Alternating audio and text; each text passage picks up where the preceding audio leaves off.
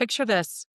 You're somewhere new, a party, a wedding, a backyard barbecue, the waiting room at the doctor's office. It doesn't really matter where you are, but someone you've just met turns to you, smiles, and asks the most normal question in the world.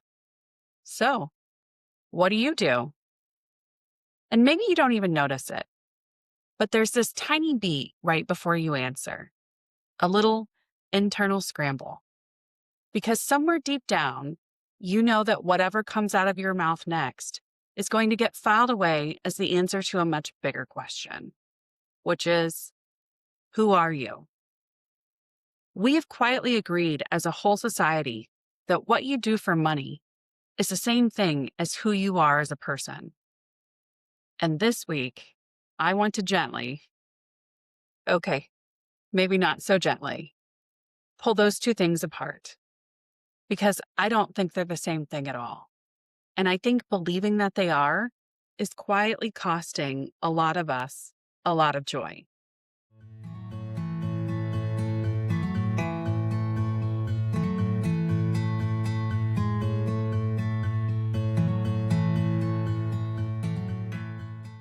Hello, and welcome back for another week of ICMM, Living Life Unpaused, the podcast version. I'm your host, Abby Ventrilo, and I'm so genuinely happy that you are with me today. Before we get into any of it, I have to start with a thank you. An enormous, heartfelt, slightly overwhelmed thank you. The response to the very first episode completely blew me away. All of your encouragement, your messages, your feedback. I have spent this entire last week on such a high from hearing from you. People I know, people I've never met, people who took time out of their actual day to tell me that something I said landed for them. So, from the bottom of my heart, thank you, thank you, thank you. I really mean that. Putting something out into the world for the first time is a little terrifying, and you all have made it feel safe to keep going. And I want you to know I read everything. The notes, the suggestions, the holy cow me too messages, all of it. If you wrote to me and I haven't gotten back to you yet, I promise I will. You're the reason the show gets to keep existing, and I don't take that lightly. Now, on top of writing that high, I've also spent the last few days doing something I am ridiculously excited about. Talking with and booking guests for upcoming episodes. And you guys, the people who've already said yes, I cannot wait for you to meet them. I think you are going to love their stories. I think you're going to see pieces of yourself in them. We've got people who made big, scary career pivots. People who walked away from the so-called safe path. People who built something out of nothing. And every single one of them has advice that I wish someone had handed me 10 years ago. So stick around for that, because it's coming. I realized something while I was building this whole thing out, sitting there mapping out the episodes and guests and topics. Most of the time, when we talk about chasing our dreams, what we actually mean is our jobs. What do we want to do for work? What do we want to be when we grow up? As if what we do and who we are were the same sentence. And a lot of the guests we'll be talking to on this show, that is exactly what their dream was. They changed careers. They started businesses. They reinvented themselves through their work. And that's wonderful. That's a real and beautiful kind of dream. And we're going to be celebrating it on this show all the time. But I want to name something first, because I think it's important. And I think it's true for a lot of us. We spend so much of our time and energy building our entire identity around our jobs. And sometimes that's lovely. And sometimes it's quite dangerous. Because here's the thing about building your whole self on top of a single job. When you lose that job, and almost all of us will lose a job at some point through layoffs or burnout or a company that folds or 100 things outside your control. When you lose that job, it can feel like you've lost yourself. The ground just sort of disappears. And it shouldn't have to be that catastrophic. Losing a job should mean losing a job. It shouldn't mean losing your sense of who you are. But this is ingrained in us. It really is. From the time we're little kids, the very first thing adults ask us is, what do you want to be when you grow up? Not, what do you want your life to feel like? Not, what kind of person do you want to be? What do you want to be? And we all knew that meant a job: a firefighter, astronaut, doctor. We learned the rules of the game before we even understood we were playing one. And then we grow up and we just keep playing it. We've been taught that when we meet someone new, the polite, normal thing to do is to ask them what they do for a living. So nice to meet you, Joe. What do you do? And I get why. It's an easy on-ramp into conversation. But think about what we're actually doing in that moment. We're asking new people, humans, to hand us the single most reductive summary of themselves, and then we use it to decide how interesting they are. I think we should normalize something different. I think we should normalize asking people about themselves. It's nice to meet you, Joe. Tell me a little bit about yourself. And then just see what happens. See where they go with it. Because where someone chooses to start when you give them that kind of open door tells you so much more than their job title ever could. Some people will still lead with their work, and that's fine. That genuinely is the center of their life, and that's a real answer. But a lot of people will surprise you. They'll tell you about their kids or their backyard garden. They'll tell you they just got back from a trip. They'll tell you the thing they actually care about. And isn't that the person you wanted to meet in the first place? I learned this in a very concrete way back when I was interviewing people for roles. I always had their resume right in front of me. I already knew their job. I knew their title, their experience, where they worked. So I never started with, tell me about your current position. What was the point? I had it on paper. Instead, I always opened with, tell me about yourself. What brought you here today? And I'm telling you, I learned more about who a person actually was from how they answered that one question than tell me about your current role ever gave me. You find out what someone leads with when you let them choose. You find out what they're proud of. You find out what they're searching for. And that's the real interview, honestly. Now, I say all of this, and I want to be really clear about this part, because I don't want to be misunderstood. I'm not standing up here telling you that caring about your career is bad. A lot of our dreams do revolve around our work, and that is completely great. If your job lights you up, if your work is one of the big loves of your life, I'm genuinely thrilled for you. That's a gift. But here is what I really want you to hear today, and I want you to hear it as permission. You do not have to feel bad, and you are not missing out if your dreams do not involve your career at all. Let me say that again, because I think some of you needed to hear it and didn't know it. You are not failing at life if your job is not your passion. Sometimes a job is just a job, and that is allowed. Maybe your priority is travel and to experience new places and to collect a life full of stories. And your job is simply the engine that funds that, the means to the end, the thing that buys the plane tickets. That is a completely valid, completely whole way to live.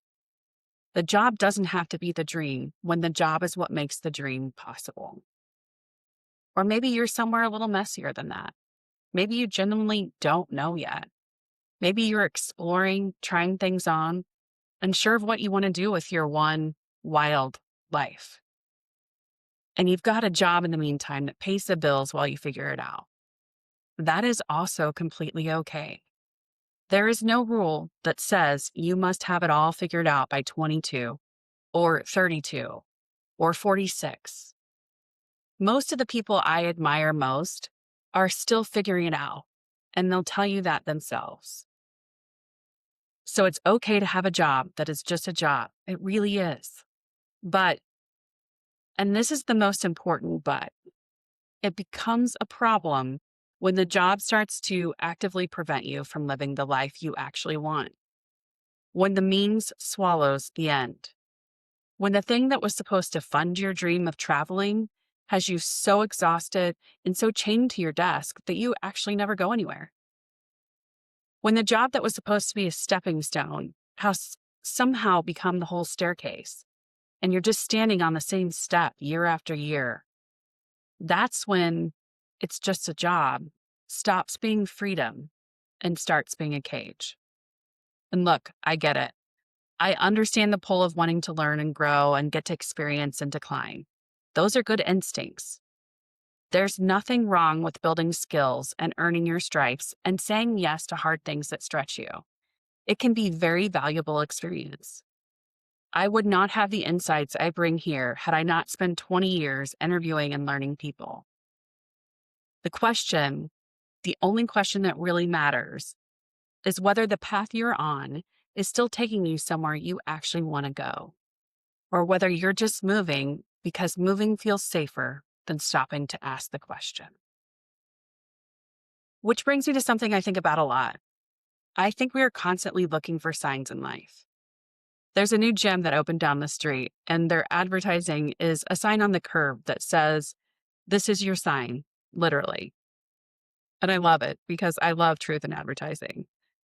But we are always looking for big, dramatic, neon flashing signs telling us which direction to go. And we tend to ignore the quiet ones, the everyday signals our own bodies and minds are sending us while we wait for that burning bush. But the quiet signs are the real ones.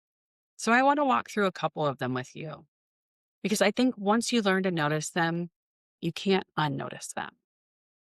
The first one, if every single Sunday as the afternoon turns into evening, you start to feel this creeping dread about tomorrow, about going back to work, I need you to listen to that. Really listen to it. I know we've even given it a cute little name, the Sunday Scaries. We say it like it's a joke, like it's just a relatable meme. Aha, here come the Sunday Scaries.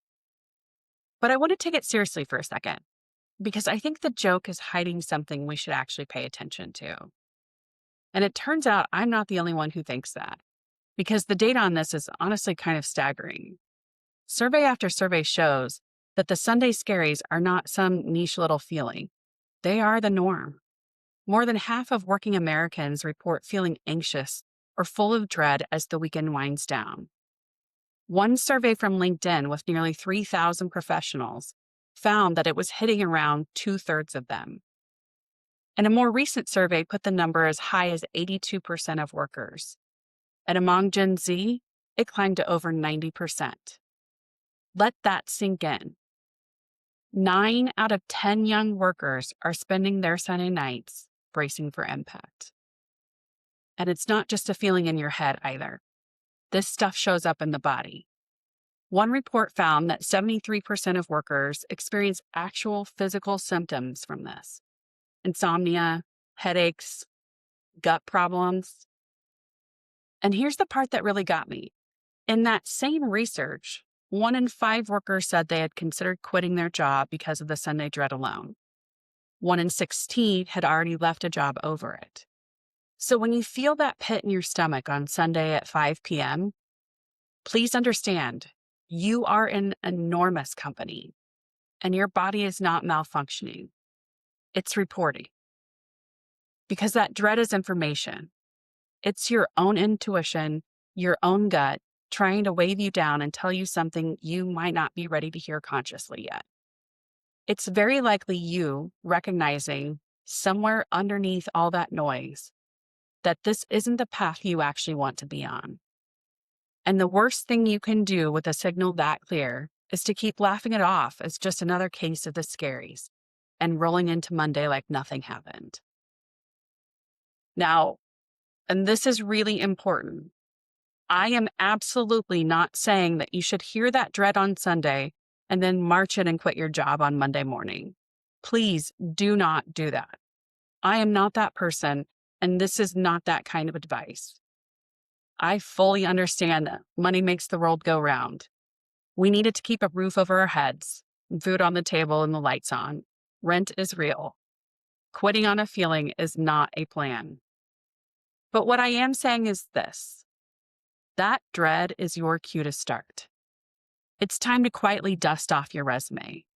It's time to start looking, start exploring, start having coffee with people in fields that interest you. Start updating that profile you haven't touched in 3 years. You don't have to leave, but you do have to start looking for the exit door. Because the dread isn't going to fix itself, and ignoring it doesn't make it cheaper. It just makes it slower and more expensive, paid for you and your Sunday nights, one at a time. Here's the second sign, and I think this one gets dismissed even more often than the first, because we've been trained to treat it as a personal failing, and that is a sudden, stubborn lack of motivation. You know the feeling. There's that project, and you just don't want to do it. You keep putting it off. You move it to tomorrow's list, and then the next day's list, and then the next, and then it gets permanently moved to the back burner. Or the document. You open the document, you stare at it, you close the document, you reorganize your entire desk to avoid it. And the whole time, this little voice in your head is calling you lazy, undisciplined, a procrastinator, telling you that you just need to try harder. So we go looking for the fix. We Google productivity hacks. We download a new app. We buy the planner. We try the timer method and the eat the frog method and the reward yourself with a snack method. That was always my favorite. And here's my honest opinion. You probably don't need another motivation hack. You don't need to white knuckle your way through it with one more trick. What you actually need to do is stop and ask a different question entirely. Not, how do I force myself to do this? But why don't I want to do this in the first place? Because more often than not, when you actually sit with that question honestly, you'll find the answer is something like, it's because you know deep down that this doesn't fit. The resistance isn't laziness. The resistance is information. Your motivation didn't just vanish for no reason. It drained out of something that, on some level, you've stopped believing in. And I want to be fair here, because there's nuance to this. There are going to be parts of every single job we have that we just don't enjoy. That's true even of dream jobs. There is no role on earth that is 100% the fun part. But here's what I've noticed. Even the parts I don't love don't feel nearly as heavy when the mission behind them actually fits with where I want to go. When I believe in the bigger thing, the boring small thing becomes bearable. Let me give you a real example from my own life, because I live this constantly. I am an ideas person through and through. I can give you ideas all day long. I will brainstorm until the cows come home. It genuinely energizes me. The part I do not love, financing those ideas. The budgets, the spreadsheets, the math, entering receipts, balancing the books. I do not enjoy that work. It is the opposite of fun for me. And yet, when it's in service of a project that I'm truly passionate about, when that tedious budgeting is the thing standing between me and something I really believe in, I don't mind it. I'll sit down and do the boring math, because the boring math is buying me the thing I love. The task didn't change. The meaning behind it did. And that changed everything about how heavy it felt. Now, I want to nerd out with you for a minute, because there's actual science underneath all of this. And when I learned about it, it honestly reframed the way I think about work entirely.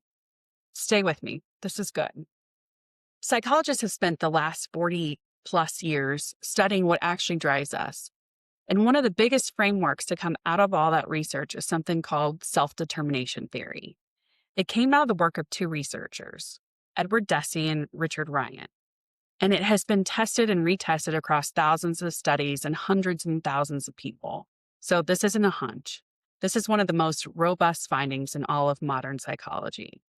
And at the heart of it is a really simple, really powerful distinction: the difference between extrinsic motivation and intrinsic motivation. Extrinsic motivation is when you do something for an outside reward or to avoid an outside punishment. The paycheck, the promotion, the gold star, not getting yelled at. And intrinsic motivation is when you do something because the thing itself is genuinely interesting or meaningful or satisfying to you. You kind of do it anyway. The reward is the doing. And what the research has found over and over across decades and across countries is that intrinsic motivation is the powerful one. When people are intrinsically motivated, they don't just feel better, they actually perform better. The studies link genuine internal interest to higher job performance, more creativity, greater satisfaction, and this is the big one: significantly less burnout. Meanwhile, when people are running purely on external pressure, on surveillance and rewards and the fear of consequences, their motivation actually erodes. The pressure doesn't sustain you, it wears you down. The theory says we have 3 basic psychological needs that have to be met for all of us to thrive. The first is autonomy, that sense that you have some real choice and control over what you do. The second is competence, that feeling that you're good at it, that you're growing, that you're actually capable of it. And the third is relatedness, feeling connected to other people, feeling like your work matters to someone. When a job feeds those 3 things, you flourish. And when a job starves them, when you have no control, no growth, and no connection, you wilt. And I think a lot of what we call burnout is really just slow starvation of those 3 needs. So here's why I'm telling you all this. When you feel that Sunday dread, when you feel that motivation drain away, that is not a character flaw. That is very likely a signal that your current situation is starving you of autonomy or competence or connection, or all 3. Your psychology is doing exactly what it's designed to do. It's telling you that you're running on the wrong kind of fuel. And the research is clear that you can't out-discipline that forever. The intrinsic stuff is what actually makes us successful and well over the long haul. So when your gut says the fit is wrong, your gut has roughly 4 decades of peer-reviewed science backing it up. And there's one more finding I have to share because it's going to come back up in a minute, and it's wild. Researchers ran an experiment. Actually, they pulled together 128 separate experiments, and they found something almost counterintuitive. When you take something a person genuinely loves doing, something they're intrinsically motivated to do, and you start paying them for it, tying a reward to it, their intrinsic motivation actually goes down. The love leaks out. The thing that used to be play becomes work, and your brain quietly reclassifies it. Hold on to that because we're going to need it in a minute. Okay. So let's say you've been listening to the signs. You've noticed the dread, you've noticed the motivation draining away, and you've started to admit to yourself that something needs to change. I want to talk about that for a second, because I think the act of changing your mind about your career carries this enormous, unfair weight of shame, and I want to lift some of that off of you. It is okay to realize that you want something different.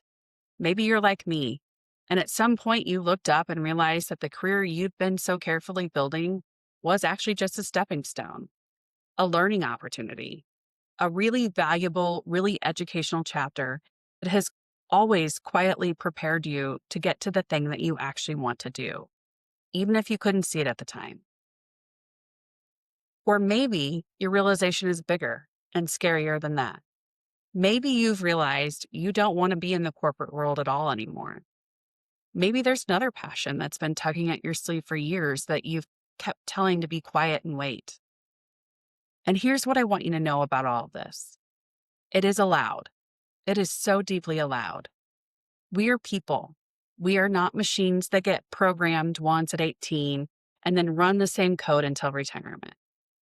We grow, we change, we learn, we adapt. That is not a bug in being human. That is the entire point of being human. It is okay to change your mind about your career. It is okay to change your mind about your job, your field, your title, the whole plan. The version of you that chose this path years ago made the best decision they could with what they knew then. You are not betraying them by knowing more now. You are honoring them by using what they learned. And I really do believe you learn something valuable in every single job and every single role you ever have, even the ones that turn out to be wrong for you, especially those actually.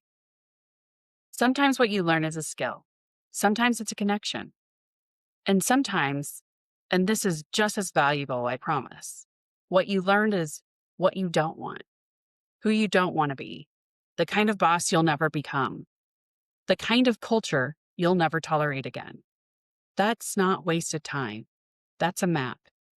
Every no you collect makes your yes clearer. Now, there's a lot of advice floating around out there about how to find the perfect job for you. And I have feelings about a lot of it. So indulge me for a minute while I get on my little soapbox, because I think some of the most popular career advice is actually quite harmful, even when it comes from people with the best intentions. You've all heard the classic one. Find what you're passionate about and then figure out how to make money doing it, and you'll never work a day in your life. And on the surface, that sounds lovely, right? Follow your passion, get paid. But hang on. Remember that science I told you to hold on to a few minutes ago? The finding that when you start getting paid for the thing you love, your love for it can actually start to drain away. Yeah, that's the part nobody mentions when they tell you to monetize your passion. Sometimes turning the thing you adore into the thing that pays your mortgage is the fastest way to stop adoring it. But the piece of advice that really truly made me want to scream. I saw this reel a while back. It was from a celebrity that I actually love, which made it worse. And I'm not going to say her name because I don't want her to come for me. But she was telling this story about talking to someone who wasn't sure what they wanted to do with their life. And her big, confident, save this message and share it to your stories kind of piece of wisdom was figure out what you're talented at and go do that. It was that simple.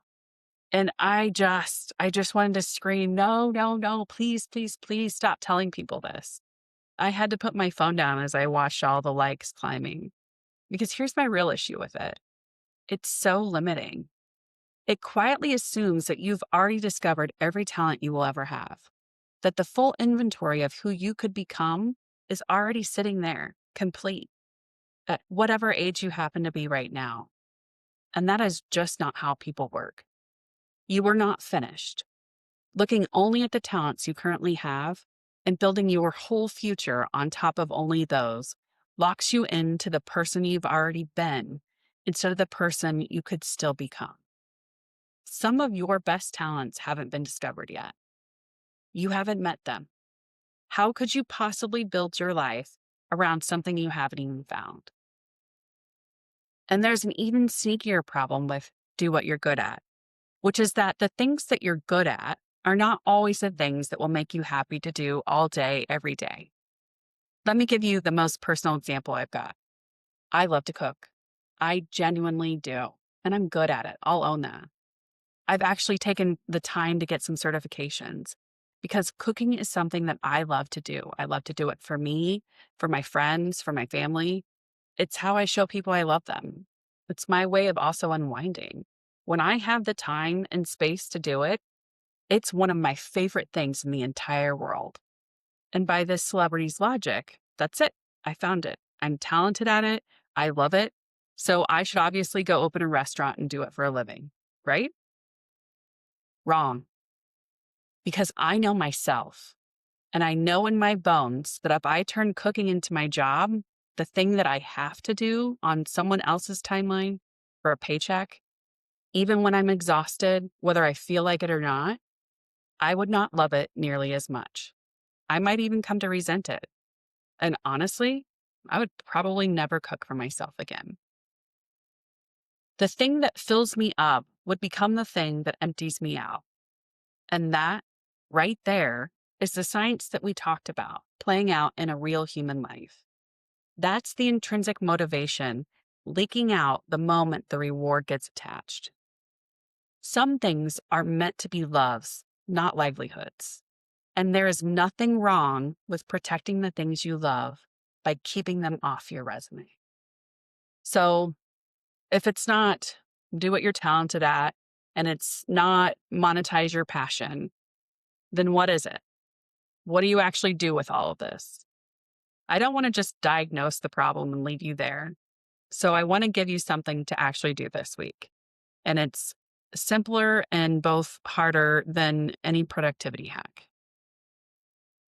Take the time to talk with yourself, genuinely, to listen to yourself. And I know that sounds a little soft, a little woo, but I mean it as a real practice. Whether that's writing it down in a journal or going for a long walk with no podcast. Yes, even this one. This time I'll allow it. We're just sitting somewhere quietly with no phone and no noise and letting your own thoughts actually surface. We are so loud and so busy and so distracted all the time that most of us have not heard our own voice in years. It's down there. It's just been drowned out. And while you're sitting in that quiet, I want you to ask yourself 2 questions. These are the 2 I keep coming back to, and I think they cut through everything. The first one, what is the thing that you would do if no one else was watching? If there were no audience, no applause, no LinkedIn announcement, no one to be impressed and no one to disappoint. If no one ever knew whether you succeeded or failed at it, what would you reach for then? Because that answer, stripped of all the performance, is usually pointing at something true. And the second question, which is the scarier one, what is the thing that actually scares the hell out of you when you think about it? Not the things that bore you, not the things that feel safe. The thing that makes your heart pound a little when you imagine actually trying it. The thing that you can't get out of your head. The thing that you keep coming back to. Because so often that fear isn't a stop sign. It's a signpost. We tend to be most afraid of the things we want most, precisely because they matter, because we might fail at them, because they're real. The fear is often just the size of how much you care. Sit with those 2 questions this week. You don't have to answer them perfectly. You don't have to act on them tomorrow. You don't have to come up with a perfect plan. You just have to be brave enough to ask them honestly and not flinch away from what comes up. That's the whole assignment. Listen to yourself. You already know more than you think you do. I am so excited about where this show is heading. And I want to give you just a little taste of what's coming because it's genuinely good. I've got incredible people lined up for you to meet. People who've made real career pivots, the scary kind, the kind we've been talking about today. People who went out on their own and built something from scratch. People who created products and businesses and whole new lives. People who are in the middle of it, growing it as a side hustle. All are people who, at some point, chose to stop hitting pause and finally press play and go after the thing they actually wanted. You're going to hear how they did it, and just as importantly, how scared they were while they did it, and what lessons they learned along the way. But because the whole heart of this show is that you're not just your job, I'm also bringing on experts, people who can talk to us about the rest of life, about health and finances, fitness and movement, about all the pieces of a whole unpaused life that have nothing to do with your job title. Because building a life you love is bigger than your career, and this show is going to honor all of it. So make sure you join us every Monday for new episodes. We're going to keep showing up for you, and I hope you'll keep showing up for yourself. Before you go, a couple of small favors because they genuinely make a huge difference for a little show like this one. If you are enjoying this podcast, the single best thing you can do is to share it with people you think would love it too. Text it to the friend who's been complaining about their Sunday scaries. The word of mouth is everything. And please, please, please go out and rate and subscribe wherever you're listening to this. And if you're feeling generous, leave a review. I know everyone says it, but those ratings and reviews are what help new people actually find the show. And every one of them means the world to me. And I want this to be a two-way street because this show is for you. So if you have questions you want answered, topics you think I should cover, or people you think I absolutely need to meet and put on the show, please tell me. You can send me a DM. You can email me at icmlivingLifeUnpaused@gmail.com, or you can head to the podcast page of our website at icmlivingLifeUnpaused.com, where there's a form you can fill out and submit anything at all for the show. I read all of it, and so many of these episodes are going to come straight from your ideas. Thank you truly for spending part of your week with me. It means more than you know. I'll see you right back here next week. And remember, it's just one intentional thing every day that moves your life forward. Until next week, be careful out there.